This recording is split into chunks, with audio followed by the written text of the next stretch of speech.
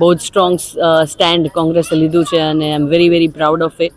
મહિલાઓના હિતમાં અને મહિલાઓની અમુક કેટેગરીના હિતમાં એમાં કોઈ જોગવાઈ નહોતી, કોઈ સ્પષ્ટીકરણ નહોતું, એટલા માટે થઈ અને એના માટે સ્ટેન્ડ લીધું છે.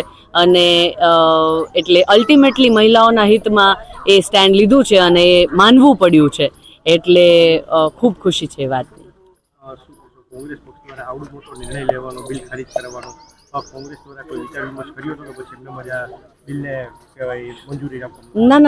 ના, ડેફિનેટલી વિચાર વિમર્શ કરીને, રિસર્ચ કરીને, ફેક્ટ્સ જાણીને આ નિર્ણય લેવાનું નક્કી કર્યું, આ સ્ટેન્ડ લેવાનું નક્કી કર્યું. કારણ કે વિચારો કે અમુક કેટેગરીની જે મહિલાઓની અનામતની વાત છે, પણ એની અંદર ડિટેલ્ડ પોઈન્ટમાં કોઈ સ્પષ્ટીકરણ નથી કે આ મહિલાઓનું એમાં શું થશે. એટલા માટે થઈ અને ભાઈ એ સ્પષ્ટીકરણની જરૂરિયાત તો ડેફિનેટલી છે કે ભાઈ એ મહિલાઓને અન્યાય થાય એ ના થવું જોઈએ.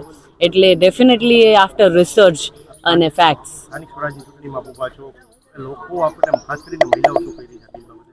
મહિલાઓ અત્યારે કહી રહી છે કે સારું થયું જે થયું હોય, અને આમ મિક્સ્ડ ઓપિનિયન્સ આવી રહ્યા છે. પણ જ્યારે ખબર પડે છે કે ભાઈ આમાં અમુક મહિલાઓને અન્યાય થાય એવું છે અને હતું, એટલા માટે આ નિર્ણય લેવાયો છે, એટલે સાથે અગ્રી કરે છે, એનું સ્ટેન્ડ ક્લિયર છે અને આપણી સાથે છે.